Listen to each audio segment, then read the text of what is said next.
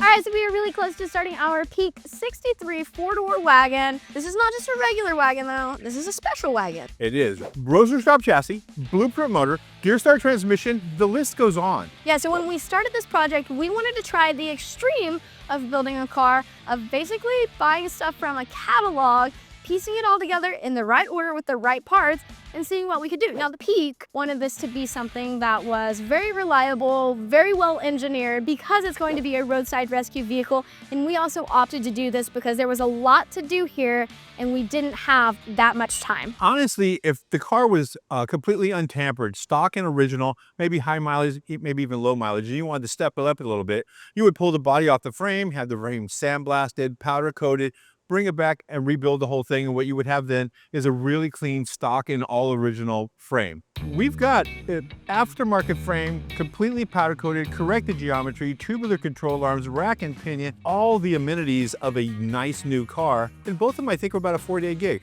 About 4 days to modify what you have to modify to put it on a roadster shop chassis. I don't know how many catalogs you'd have to go through to buy every little nut and bolt just to put it back together stock. Another thing is we had nothing stock to start with except for the stock original rusty bolts holding the body to the old rusty frame. So just to recap, we took all of the old frame out, the engine out, transmission out, rear end. The only thing that's the same down there is actually the wheels and tires from the other one, and those may change out eventually too. Yeah. Now the fuel tank is in the body. We left the old fuel tank, but we replaced it with an absolutely perfect reproduction of an original tank. So it's technically a new system. We have a couple more patch panels left. We have a little bit more plumbing, some power steering, and steering in general. We need to deal with the fact that we have 2 AC compressors here. Couple of hoses. Cooler, all of that good stuff, radiator hoses. But regardless, that sounds like a lot. It's not as far away as it seems. And I think with just a little bit more work, we're gonna hear it start up. There will be fire. Oh, not fire. Fire up. There will be fire up. Fire up. Yeah. Fire bad. Yeah, fire bad, fire up good. Correct. All right, to work we go.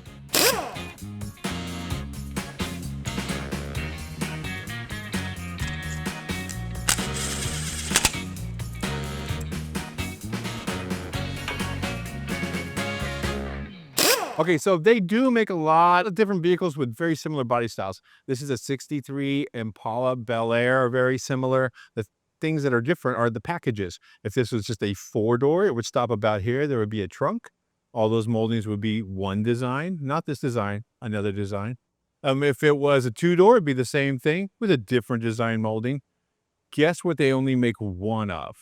That would be a station wagon molding. So this being a catalog build, we were able to go into a catalog, find a complete chassis. Went into a catalog, found a complete motor, catalog for a complete transmission, all the wiring, everything attainable through a catalog. You know what you can't get in a catalog?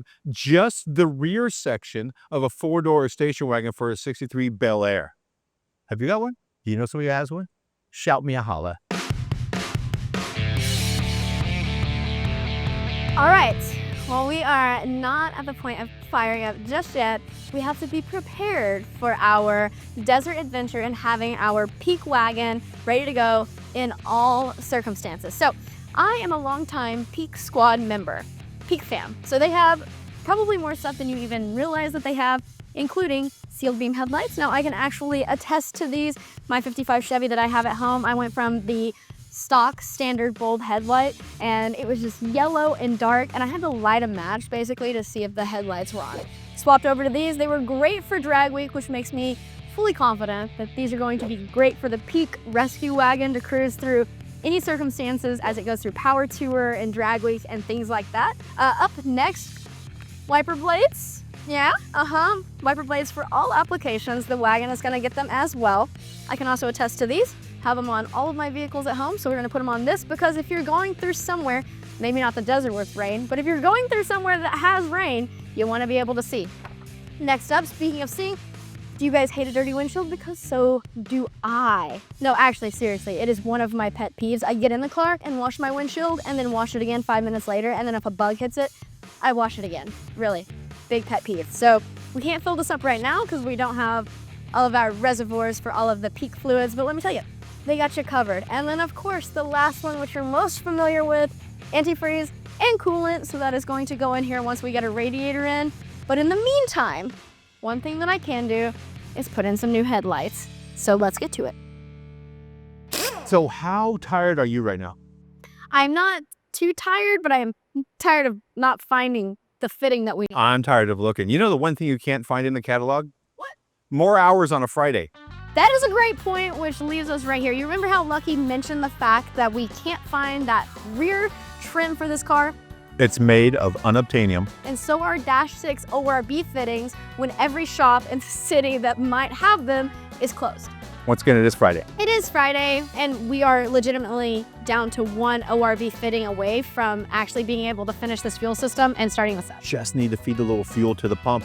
That's all we need. Is that too much to ask? Actually, it is. On a Friday, yes, it is. Yeah, so we are going to finish that out. We'll connect it up, but we can say we have made a lot more progress this week than we would have if we were piecing this all together and fabricating it on our own. Yes. With help from Roadster Shop, we were able to install rack and pinion steering, four-wheel disc brakes, completely articulating four-link rear suspension, adjustable transmission crossmember, front suspension with upper and lower control arms, everything powder-coated. Yes, and with the help of Blueprint and their crate engine, we were able to already have all of the pulley system installed, all of the belts on, we have the fuel injection on, we have all of those little fittings that take a lot of time already found, installed, sealed up, and ready to go. And with help from GearStar Transmission, we were able to install a drive shaft and connect all that horsepower to the rear differential. And it was all super simple. Now the rest of that, we had to cut the floors up. We have most of the patch panels done. We've got everything pretty much fitting. We're just missing a few things like cooling system,